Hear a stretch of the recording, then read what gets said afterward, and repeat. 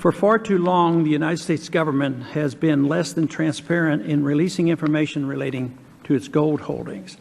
Not surprisingly, this secrecy has given rise to a number of theories about the gold at Fort Knox and other depositories. Some people speculate that the gold has been involved in gold swaps with foreign governments or bullion banks. Others believe that the gold has secretly been shipped out of Fort Knox and sold, and still others believe that the bars at Fort Knox are actually gold-plated tungsten.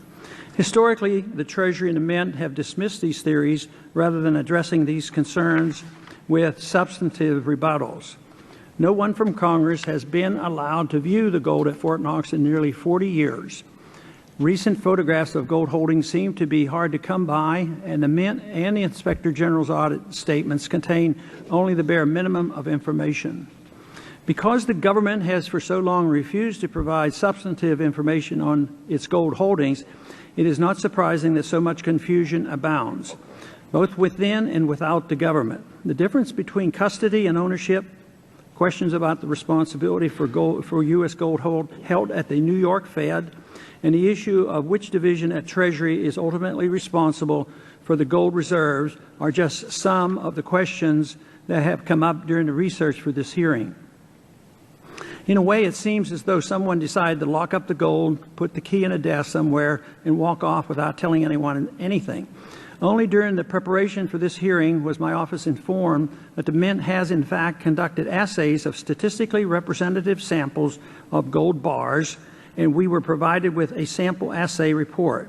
This type of information should be reported or at least tabulated and published so that the public knows exactly how many bars of gold exist, what their fineness is, and whether they are encumbered in any way through loans or swaps. While various agencies concerned have been very accommodating to my staff in attempting to shed some light on this issue, it should not require the introduction of legislation or a congressional hearing to gain access to this information. This information should be published and available to the American people. This gold belongs to the people, especially since much of it was forcibly taken from them in the 1930s, and the government owes it to the people to provide them with the details of these holdings.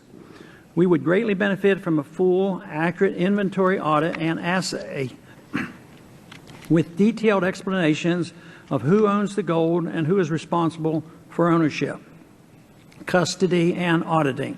While the Mint and the Inspector General trust the accuracy of the audits performed between 1975 and 1986, this still means that at least two-thirds of the gold reserves were last audited over a quarter century ago.